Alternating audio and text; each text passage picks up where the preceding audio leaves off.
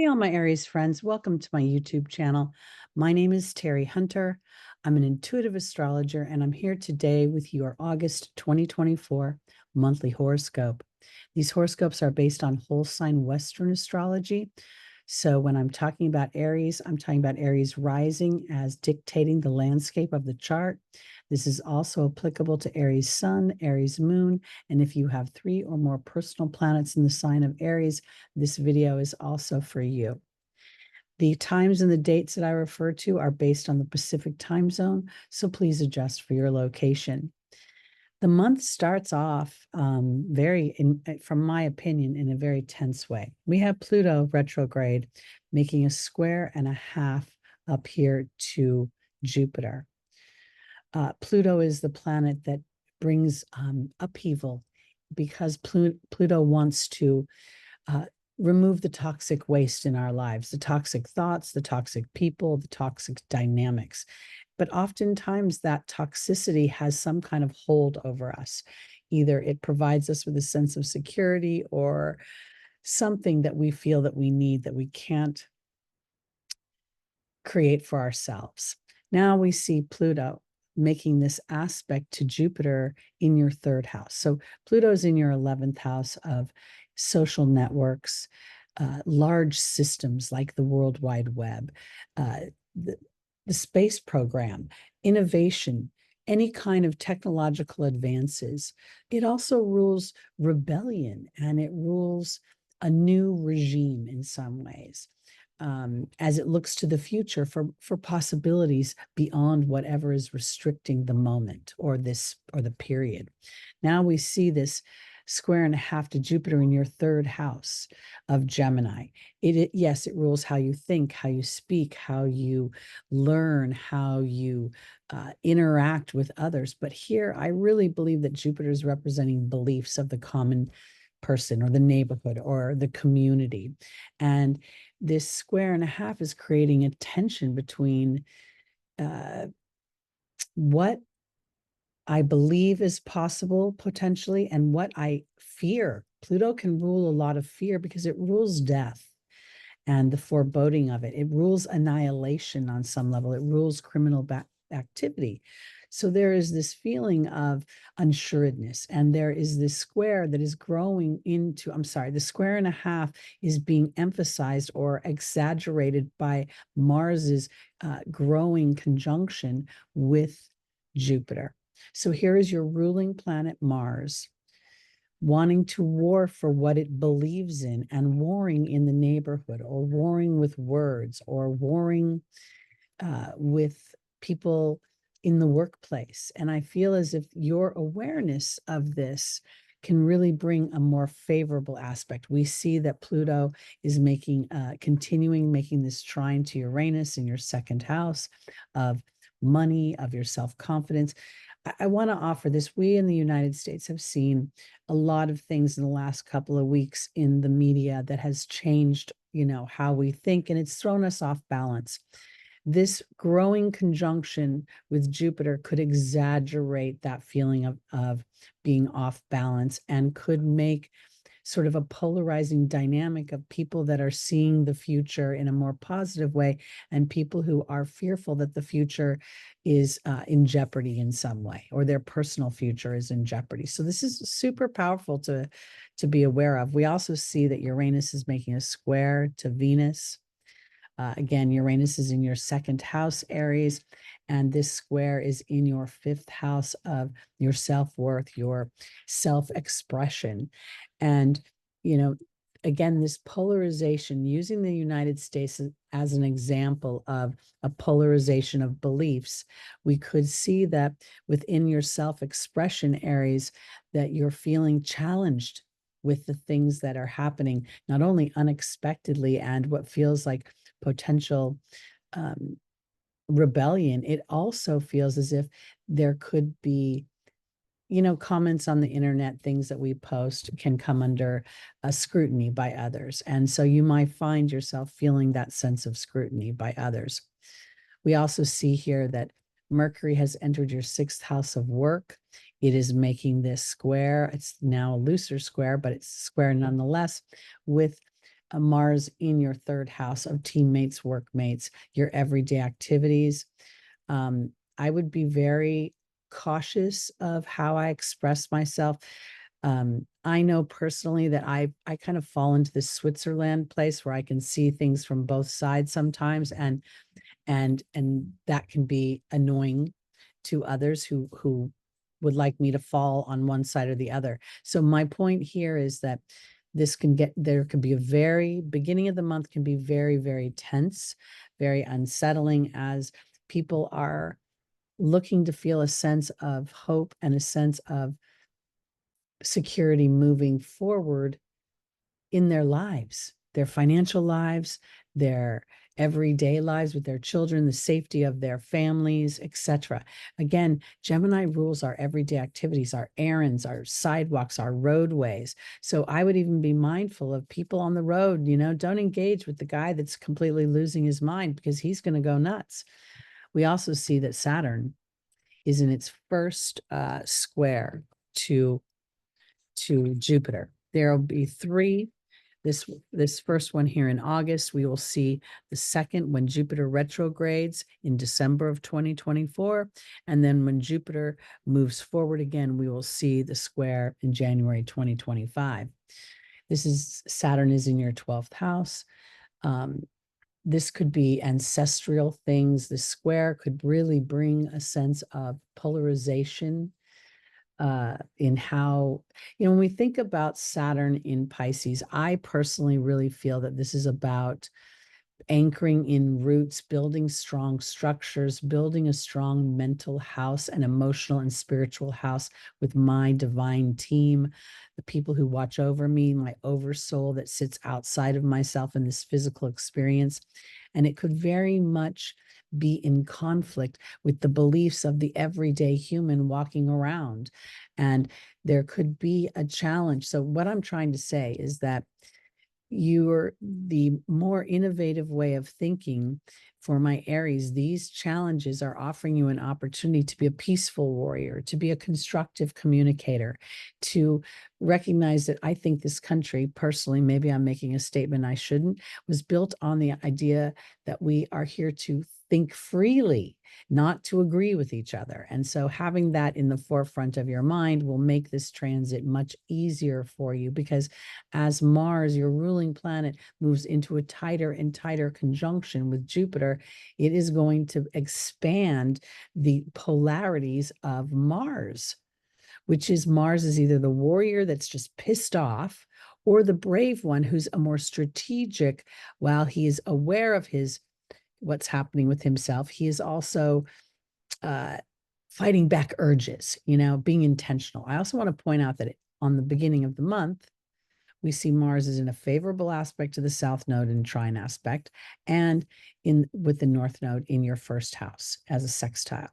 So this is the challenges that come up could very well bear great fruit as you resist on some level a reaction, and rather than react, you take action intentionally. That's also evidenced with Chiron making a favorable aspect to Venus.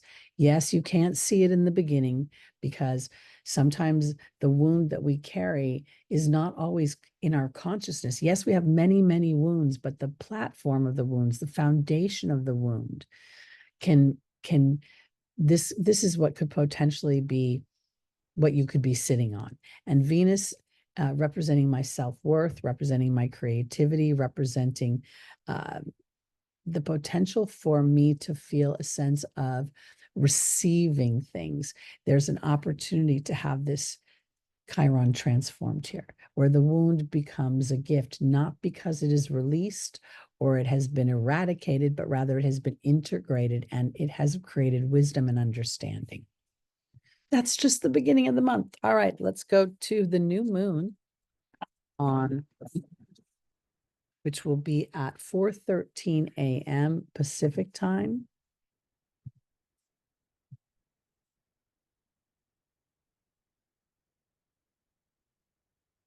And at this new moon, we see it in the sign of Leo at what I believe is a very interesting dynamic. I'm very into numbers. I watch numbers all the time. They tell me more detail. So here we have this Piscean energy attached to this Leo energy.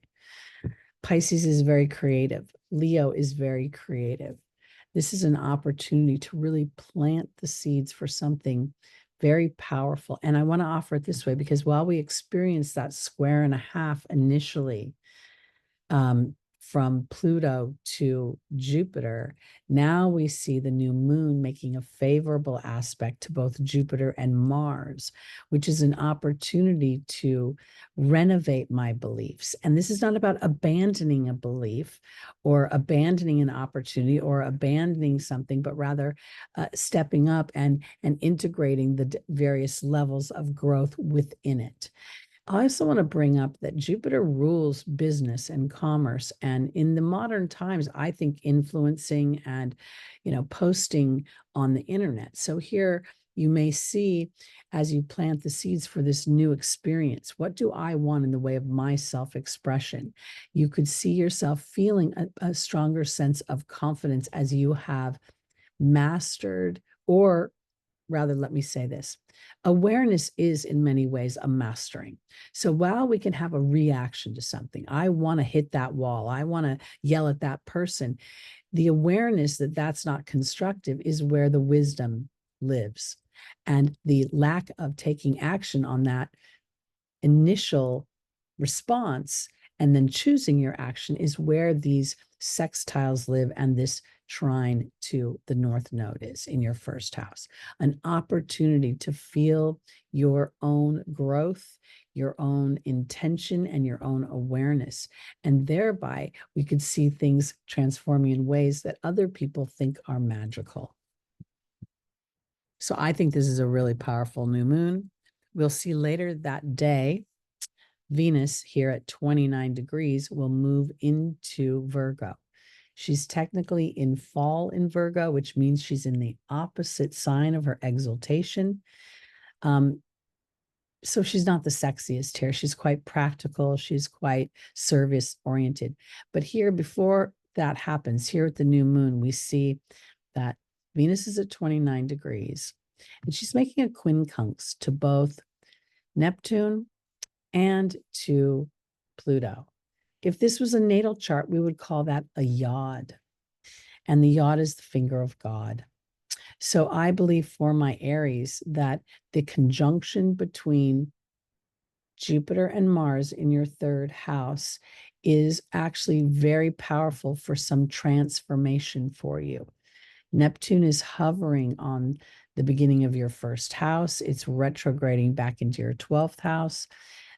Pluto over here is offering a transformation of your hopes and your dreams, and it's all focused on your self-worth, your ability to use your skills, to trust that money flows, where your passions go.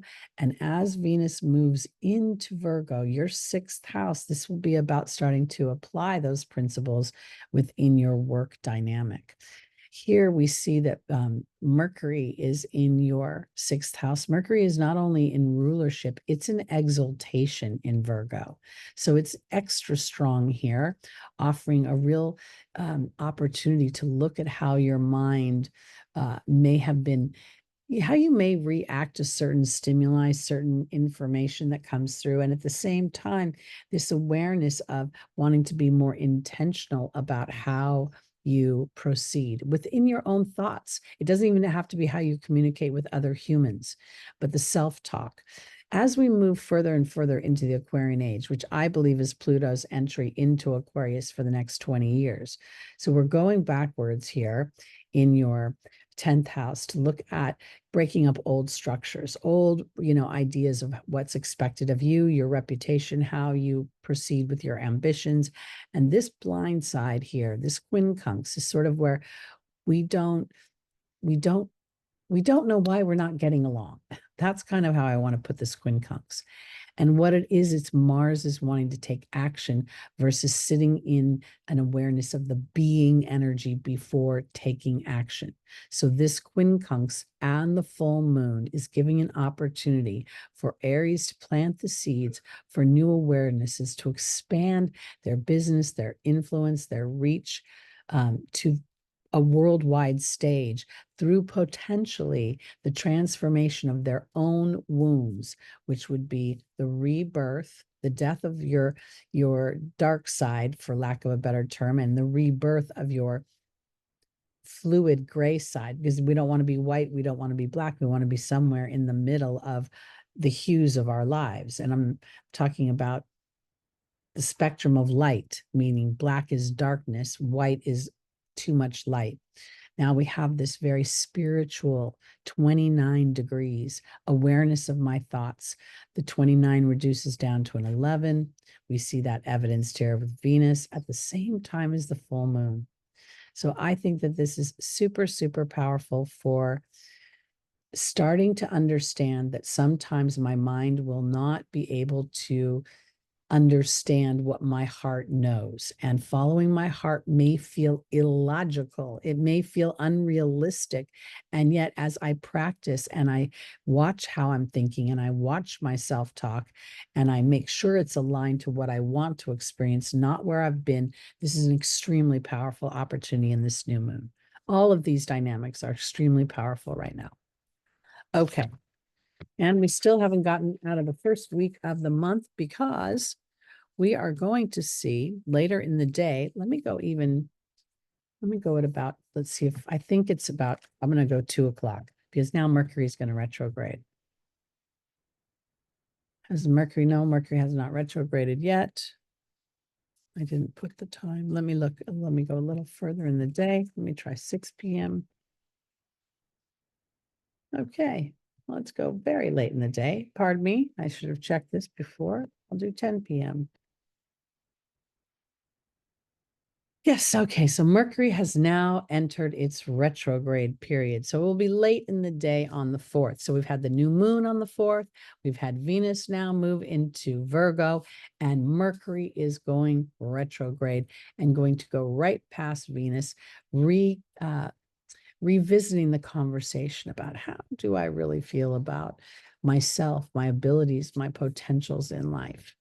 And now we see that the square and a half to Pluto is still very much in play. So there's an extra tension growing here in your third house. And I want to offer this too, because your new ways of thinking may be triggered by people who are used to you behaving in a certain way. And if you don't behave in that way, they don't actually know what to do with you. So part of this may have something to do with your siblings and, again, how you interact with people in your everyday life, even potentially your children, because Mercury is going to retrograde for almost the whole month of August, revisiting, going all the way back to 21 degrees of Leo and revisiting your sense of self-worth, your sense of self-expression, your willingness to follow your heart, your willingness to stand as a leader for your truth versus being pissed off or angry or resentful about things that have not happened or have not been recognized yet within your life experience.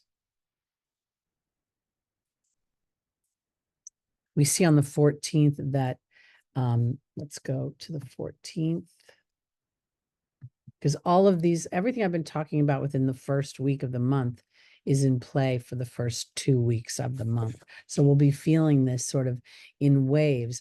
And the waves are the growing conjunction between Mars and Jupiter in the third house. Very, very powerful for you not to react to things, Aries.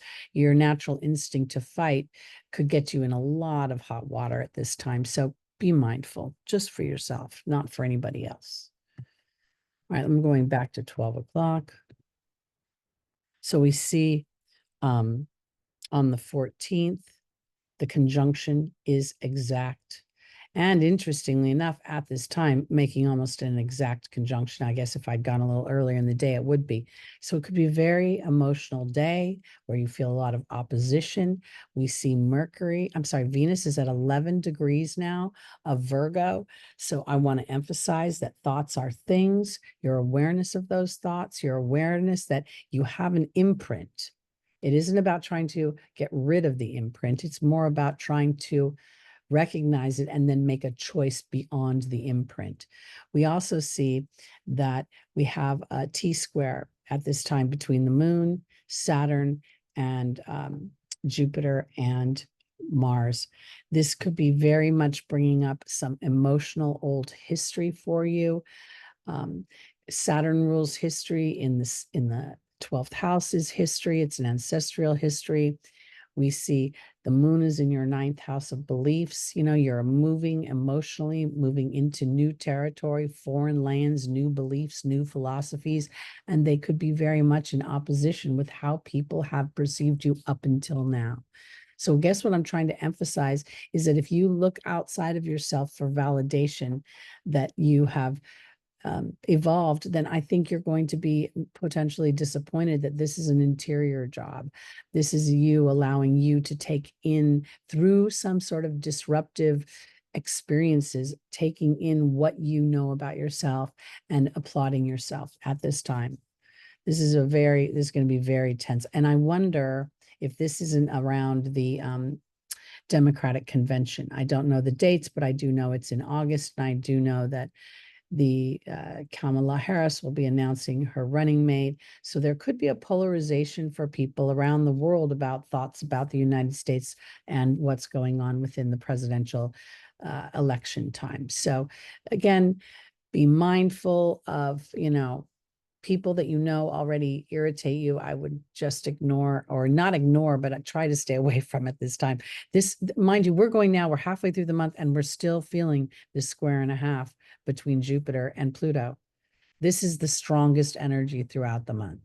This strong energy of belief, of rules the Supreme Court. It rules these large systems that of religion, and Pluto bringing up this underbelly. It's just pretty wild. Okay. Well, let's go to the full moon on the 19th. This is taking place at 27 degrees Aquarius at 11:25 a.m. Pacific time. We see that the moon is at 20 here at the very end of its Pisces journey, and Mercury, while retrograde, is conjunct the sun at this time. Now, it's normally said that when any planet is near the sun, it's combust because the sun is so bright, it overshadows the planet. But Mercury is so used to orbiting so close to the sun that here it's more about Mercury thinking about, how do I project myself, my ambitions? What do I want for myself? How do I want to, because the opposition of the moon could it bring to light that there are certain things or certain endeavors that you have, or certain hopes and dreams, or even certain social groups that may not be aligned to you as much as they used to be. There may be something where you're like, I'm not sure I want to hang out. Maybe our ideologies have shifted. We see Venus over here in your 6th house making again a tense square to Jupiter and Mars. Mars is now crossed over Jupiter. So you could find this happening within your workplace. You could even find that siblings, your family, you don't really agree on certain things right now, or you have polarizing differences. Mars is in a square and has been in a square along with Jupiter to Saturn. So this has been exasperating something. It could be even authority, some sense of authority, or feeling somebody's being authoritative over you. Even potentially feeling that, if you don't line up with their belief system, that you will not be part of the tribe anymore. We see that Uranus is making a square here to the sun. This is a very tense time for this full moon. And I think that the saving grace here is Chiron's trine to both Mercury and to the sun, because this is going to give me an opportunity to transform not how other people perceive me, but how I perceive myself. You know, I want to say it this way.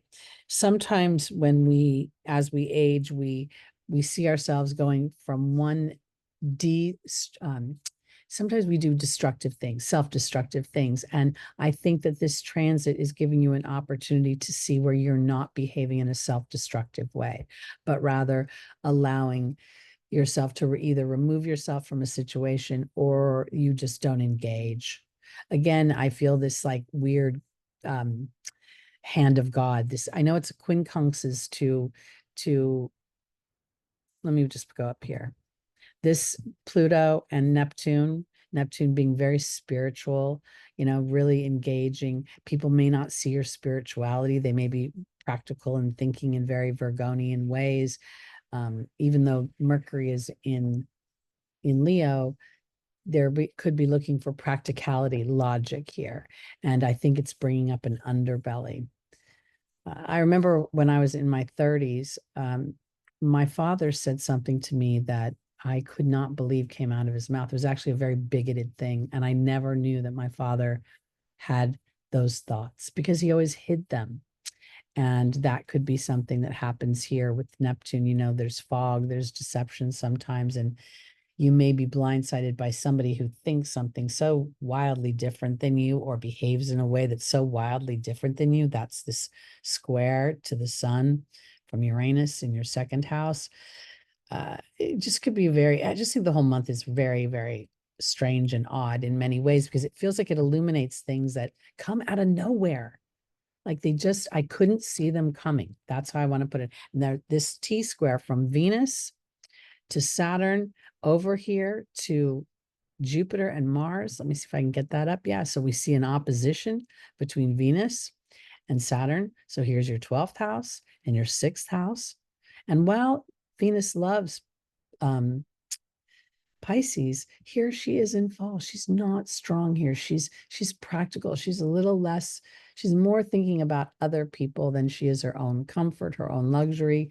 This Saturn retrograde is like revisiting something. We've got this at the Leo degree, and then we've got this exact square to Jupiter and Mars in the mix. Really super powerful day, but it's super tense at the same time.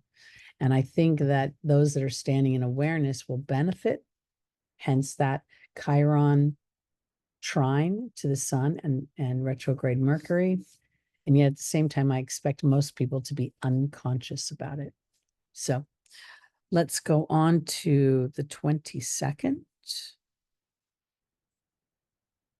I'm sorry, the 28th, when Mercury will go direct. Again, I'm not going through transits each week because there's these such large themes that are dominating. And I think that Mercury's retrograde is very, very powerful this particular time because of the quincunxes to deception in the form of both Neptune and Pluto.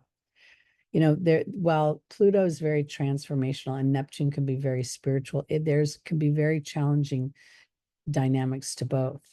We see, addiction when it comes to Neptune. And when we know addicts go to a lot of great lengths to fill their addiction. So the reason I bring that up is just one example. People will go to great lengths to fulfill whatever is sitting underneath their motivations. And not all motivations are altruistic, which is why we see this T square up to beliefs and up to bravery, also war. Okay, Mercury, the 28th. Let me go back to 12 o'clock. Okay, so Mercury hasn't quite gone. Let me go to later in the day. I'll try 7 p.m. And Mercury has gone direct now. So this is this whole month has been a review of looking and I want to offer this resting from potential fears, resting from the input, and yet at the same time evaluating one's personal needs, what brings personal sense of fulfillment or a personal sense of safety and authentic movement forward. Meaning, I feel more comfortable that my life will thrive versus that my life is sort of swirling a drain and I don't even have the plug. Somebody else has the plug. I hope that made sense because I really do think that the outer world, the bigger dynamics going on in the world are affecting us so greatly that they're calling forth for us to be more aligned to our team of heavenly guides and shepherds and counsel. And through that counsel with our team, we will thrive through these challenging times. But they aren't for the faint of heart. So this is going to be an interesting rest of the year. On the 29th, we will see Venus enter her domicile and she will start her conjunction with the super galactic center, which will accentuate not only the things of Libra, wanting to create balance and harmony and wanting to feel a sense of peace and serenity and comfort, but also how can I create that for myself? The supergalactic center is a point that emphasizes relationships, but here it's not a relationship with another human or even with source energy, but with yourself as source energy. And when we think about that in alignment with Neptune offering us this this reflection in its retrograde of, where do I allow myself to put my hopes and my dreams, my talents forward, my birthing myself forward. We do see this opposition here to Neptune, but this could be her coming out of that practical energy and starting to feel herself as she roots in and starts to understand, because this south node here and Venus coming into conjunction with the south node is going to emphasize the default to partnership, the default to cooperation, the default to acquiescing one's wants and desires. But at the same time, for the partnership, for the dynamic, it's important to understand that stretching yourself in an individual way can bring more bounty to the relationship than if you acquiesce underneath it. Now, this is what I want to say. You're an Aries. You acquiescing underneath it doesn't happen easily, but you could feel a polarization where you go from being too assertive to being not assertive enough. And I think that's really more about checking in with how you're expressing yourself. And that's what Venus's retrograde has offered you. I think the trine here between Pluto retrograde and Venus moving into her domicile accentuates the supergalactic center's opportunity to really connect with my wants, my desires, my ability through my thoughts, through my focused thoughts, through my connection to spirit, to thrive in times when others are fearful that things are going to become more challenging. Okay. And just let's we'll go to the last day of the month. Not a whole lot of change here, but we see a lot of the degrees are staying pretty much here. 29 degrees. This is a slow moving planet in a constant sextile for the next decade to Pluto. And right now in a sextile, Neptune is in a sextile to Uranus. This dynamic that sits underneath in a slow, like it's almost like sauce marinating in the background of our lives, giving us an opportunity through its slow marination to understand that our liberation, our feeling, our sense of self, our own personal creativity will come from allowing ourselves to be mindful of our thoughts, on some level be accountable for our worry. Is a form of prayer that does not serve us. It puts our attention and our intention in the very experience we do not want to have. So as the month ends and we see that we still have this tension between wanting to escape in some way and wanting to go back to old habits that seem easier somehow, giving up our power will be much more effective if we allow our individuality, we nurture our uniqueness, we allow the underbelly of our imprint to be the manure that makes our garden grow. And while there is still, on this last day of the month, Neptune is making a tense aspect to Mars, it could very well be that square is representing Mars wanting to default back to just, hey, just F off and I don't care about you and forget about it.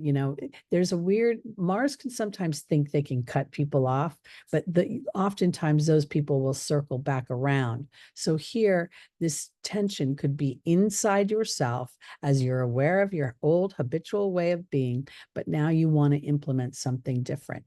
And I know as an Aries rising myself that when I first started being aware that me engaging and trying to convince other people that they were wrong, it just wasn't working. So I started to remove myself so that I could find my equilibrium before trying to move forward again.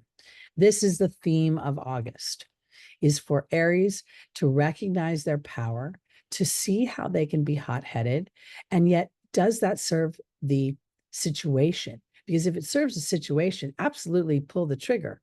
But if it does not serve the situation, demonstrating your evolved self and your awareness of the different colors of your personality and how you can show up will bring great benefit and potentially rewrite things in a way that you cannot anticipate. And this is where the conjunction between Mars and Jupiter can bring more benefit.